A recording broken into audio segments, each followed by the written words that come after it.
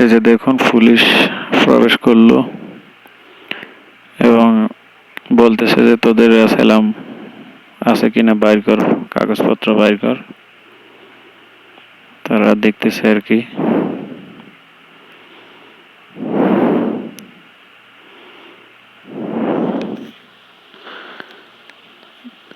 Asylum দেখতেছে তারা বৈধ কিনা।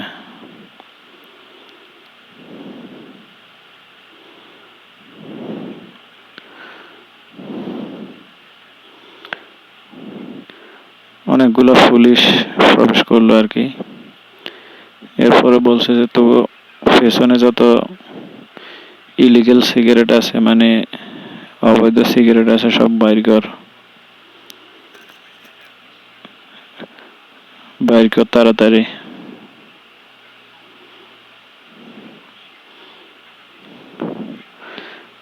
আর ওই আঙ্গুল দিয়ে দেখাচ্ছে যে এগুলো এগুলো এগুলো বাইর কর।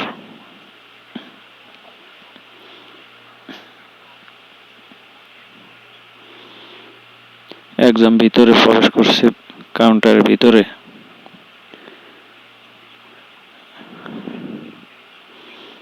নিজেই বলতেছে এগুলো বাইর কর, এগুলো বাইর কর। সব বিভিন্ন সিগারেট যা আছে সবগুলো নিয়ে যাচ্ছে আর কি। কার্টন বাইর করে নিয়ে যাচ্ছে।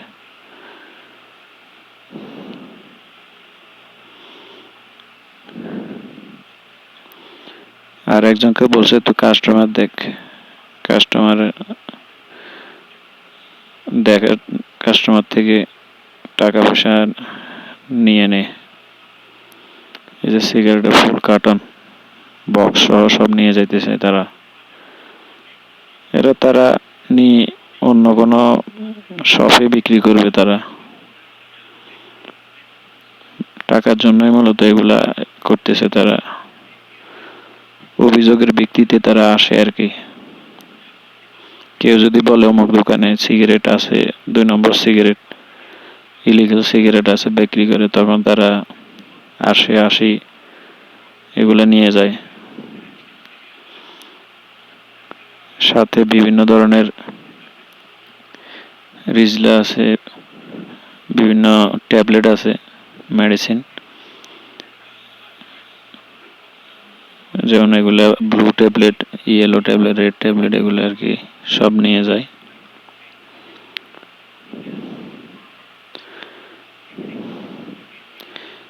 এগুলো হচ্ছে টাকা পয়সার ধান্দা। কাস্টমার দেখতেছে, কাস্টমার চেয়েছে, তাকায় রয়েছে আর কি করে তারা।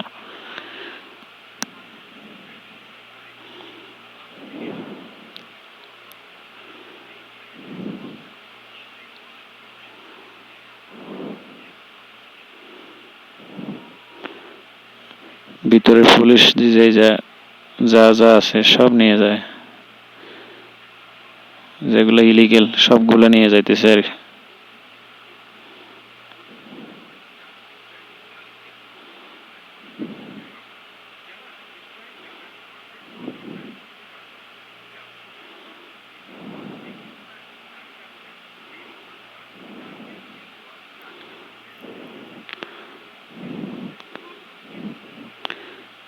এরা অভিযোগ ফেলে তারপরে আসে, হঠাৎ করে আসে, অনেকগুলো পুলিশ একসাথে আসে। এগুলো আবার বিক্রি করে দিবে অন্য দোকানে। টাকা পয়সা ইনকামের ধান্দা। তো সবাই ভালো থাকেন। আল্লাহ হাফেজ।